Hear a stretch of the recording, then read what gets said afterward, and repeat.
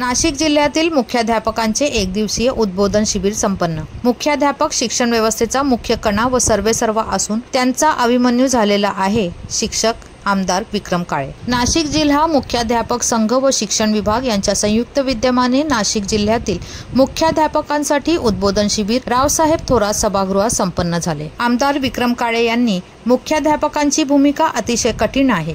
शिक्षक, बालक, चालक, अधिकारी यांच्यामधला दुवा आहे। यात त्यांचे कौशल्य पणाला लागते असे सांगितले। बी चव्हाण साहेब यांनी मुख्याध्यापकांचे कर्तव्याची, जबाबदारीची, अस्तित्वाची, अधिकाराची व आव्हानांची जाणीव करून दिली। मुख्याध्यापकासमोर असणाऱ्या विविध समस्या, अडचणी, विविध आव्हाने, उपाययोजना इत्यादी बाबत मार्गदर्शन केले। याचबरोबर दिवसभरामध्ये मुख्यमंत्री माझी शाळा, सुंदर शाळा, संच मान्यता, विद्यार्थी संख्या, पवित्र पोर्टल, टप्पा अनुदान, नवीन पेन्शन योजना, प्रलंबित बिले, लेखापरीक्षण, शाळेतील विविध कामे, गुणवत्ता इत्यादी बाबत चर्चा करण्यात आली।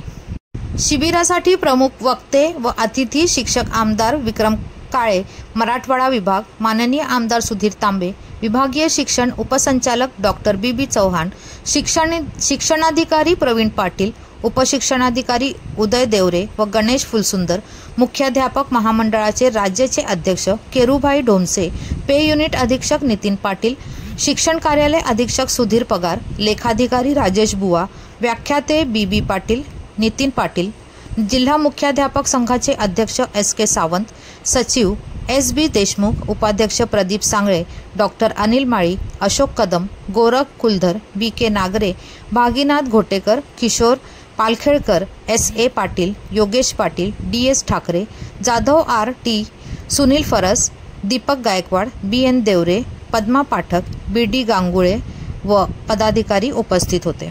कार्यक्रमाचे नियोजन SB देशमुख यांनी केले। प्रास्ताविक SK सावंत, सूत्रसंचलन पद्मा पाठक यांनी केले व आभार प्रदीप सांगळे सर यांनी मानले। जिल्ह्यातून 1000 पेक्षा जास्त मुख्याध्यापक हजर होते। असे उद्बोधन शिबिर 2 दिवसांचे व्हावे अशी मागणी अनेक मुख्याध्यापकांनी केली।